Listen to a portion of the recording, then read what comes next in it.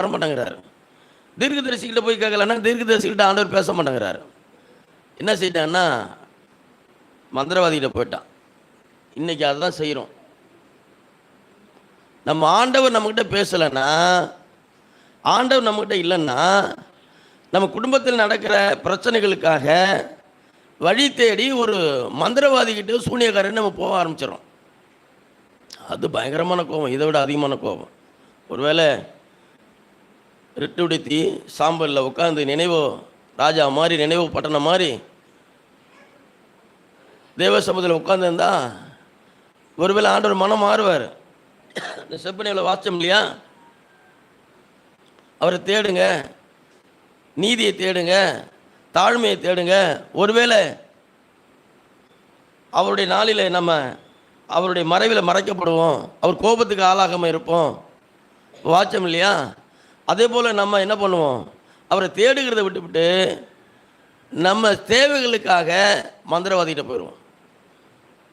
மந்திரவாதிகிட்ட போன பிறகு மந்திரவாதி என்ன பண்ணுறான், செத்துப்போன சவுலை மேலே கொண்டு வரான்.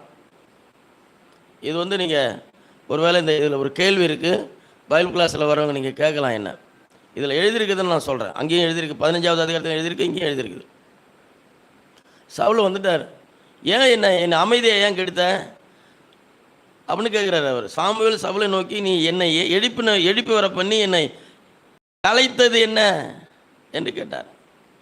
ஆண்டவர் சவுல் சொல்கிறான், நான் நெருக்கப்படுறேன், கர்த்தராலும் கைவிடப்பட்டேன், தீர்க்கதரிசியும் பேச மாட்டேங்கிறாங்க, எனக்கு என்ன வழி தான் இருக்குது, அதனால தான் மந்திரவாதியை வச்சு உன்னை மேலே கொண்டு வந்தேன்.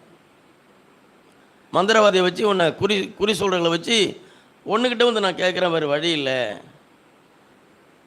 ஆண்டவர் சொல்லிட்டார், ஒன்று அதற்கு சாமுவேல், கர்த்தர் உன்னை விட்டு விலகி உனக்கு சத்துருவாக இருக்கும்போது நீ என்னிடத்தில் கேட்பான். என்னென்னா அதாவது ஜெயத்தை கொடுக்குறவரும் ஜெயத்தை எடுக்கிறவர்கிட்டையும் போகாமல் மந்திரவாதிகிட்ட போனால் மந்திரவாதி என்ன சொல்லுவான், உன் கடவுள் உங்ககிட்ட இல்லை, நீ கும்புற கடவுள் உங்ககிட்ட இல்லைடா போடா, அவ்வளோதான் முடிஞ்சு போச்சு. அப்போ நான் படுற கஷ்டத்துக்கு அவன் ஏதோ சொல்லுவான், அதை கேட்டுட்டு பேசாம போயிடணும். அது அப்படியே தான் இருக்கும், சூழ்நிலை அப்படியே இருக்கும், மாறவே மாறாது. அதுக்காக தான் நம்ம தேடணும். பாருங்கள், தாவீதை நம்ம ரொம்ப ஜாக்கிரதையாக ஃபாலோ பண்ணணும். ஏன்னா சவுலுக்கு நேரிட்டதை தாவீது பார்த்துக்கிட்டே இருக்கிறார். தாவீது பார்த்துக்கிட்டே இருக்கும்போது தாவீது என்ன பண்ணுறாரு பாருங்க, 1 நாளாகமம் புஸ்தகம் அது 29 9வது வசனத்தை வாசிங்களேன். ஏம்மா இருங்கம்மா. 1 நாளாகமம் புஸ்தகம் 28:9. என் குமாரனாகிய சாலமோனே, நீ உன் பிதாவாகிய தேவனை அறிந்து அவரை உத்தம இருதயத்தோடும் உற்சாக மனதோடும் சேவி.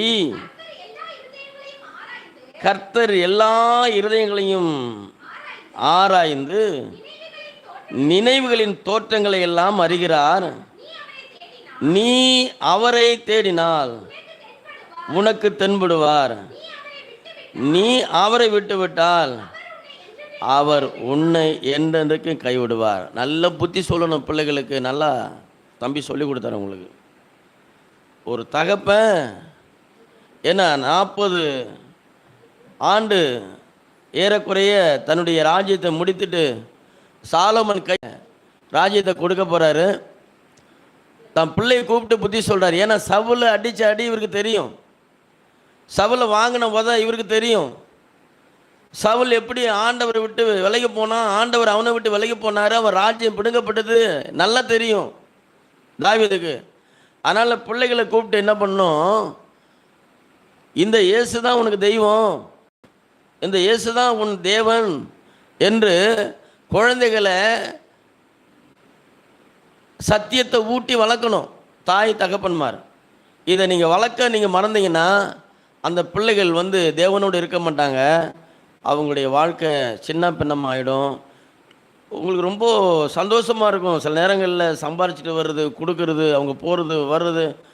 ஆனால் ஒரு நாள் இருக்குங்க, நான் உங்களுக்கு சாபமிடலை, வேதத்தை தான் நான் உங்களுக்கு போதிக்கிறேன். ஒரு நாள் இருக்குது, கர்த்தருக்கு முன்பாக நிற்கக்கூடிய